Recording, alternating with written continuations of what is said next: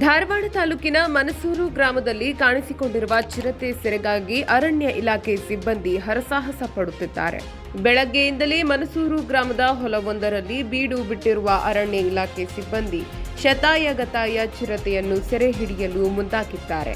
ಚಿರತೆ ಓಡಾಡಿದ ಹೆಜ್ಜೆ ಗುರುತನ್ನು ಆಧರಿಸಿ ಆ ಸ್ಥಳದಲ್ಲೇ ಅರಣ್ಯ ಇಲಾಖೆ ಸಿಬ್ಬಂದಿ ಬೋನು ಇಟ್ಟಿದ್ದಾರೆ.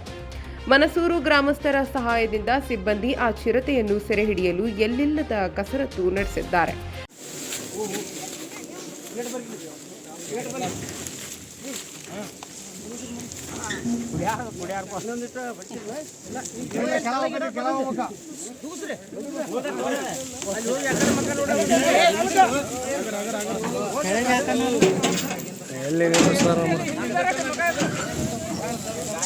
Nine live news Dharwad.